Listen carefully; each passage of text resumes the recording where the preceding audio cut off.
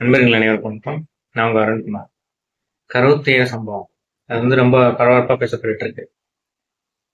பாதிக்கப்பட்ட குடும்பங்களை இவர் மாமல்லபுரத்துல சந்திக்கப்படுறதாகவும் அதுக்கான ஏற்பாடுகள் நடந்துட்டு இருக்கிறதாகவும் செய்திகள் வந்துட்டு இருக்கு.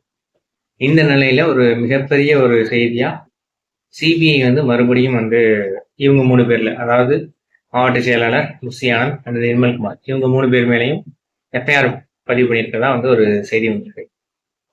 நீதி வெளியும் போட்டாங்களே, இப்ப மறுபடியும் அவங்க 3 பேர் மேலதானே கேஸ் போட்டிருக்காங்க அப்படின்ற மாதிரி நிறைய பேர் சொல்லிட்டு இருக்காங்க. ஸோ இதுக்கான ஒரு லீகல் கிளாரிபிகேஷன் கொடுக்கலாம் அப்படின்றதுக்காக தான் பண்றேன். ஒரு லீகல் வெரிஃபிகேஷன் என்னன்னா, ஏற்கனவே அந்த எஸ்ஐடி அவங்க எஃப்ஐஆர் ஃபைல் பண்ணது. ஸோ அவங்க கிட்ட ஆல்ரெடி நம்ம தமிழ்நாடு கவர்மெண்ட் எஃப்ஐஆர் ஃபைல் பண்ணதை கொடுத்துருப்பாங்க. அது அவங்க 3 பேர் மேல ஏற்கனவே ஃபைல் பண்ணி கொடுத்துருக்காங்க. அதைத்தான் இவங்க சிபிஐ ஒப்படைச்சிருப்பாங்க. ஸோ அதுதான் அதை பேஸ் பண்ணி தான் இவங்க சிபிஐ ஃபாலோ பண்ணுவாங்க. இதுதான் ரூல்ஸ் தான். ஸோ சிபிஐ முதல்ல அவங்க கொடுத்துருக்க அந்த எஃப்ஐஆரை வச்சு அவங்க விசாரிப்பாங்க.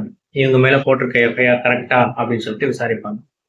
ஸோ அதுல தவறு இருக்கு அப்படின்ற மாதிரி தெரிய வந்துச்சு. சிபிஐயோட விசாரணை அதுல தவறு இருக்கு அப்படின்னு சொல்லிட்டு சிபிஐ விசாரணையில தெரிய வந்துச்சு அப்படின்னா, அதுக்கப்புறம் தான் அந்த எஃப்ஐஆரை கேன்சல் பண்ணிட்டு வேற எஃப்ஐஆர் போடுவாங்க அப்படின்ற மாதிரி சொல்றாங்க.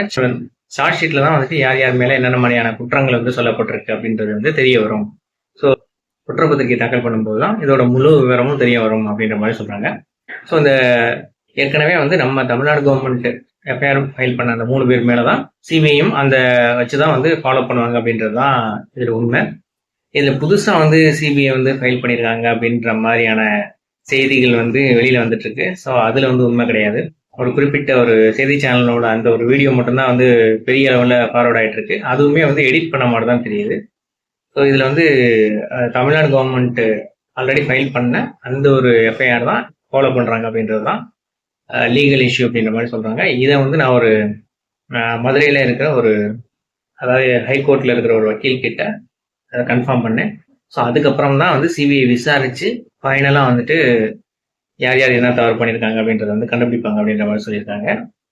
ஸோ பார்க்கலாம் அடுத்தடுத்து டிவிக்கோட அந்த இஷ்யூ எப்படி போகுது அப்படின்னு சொல்லிட்டு.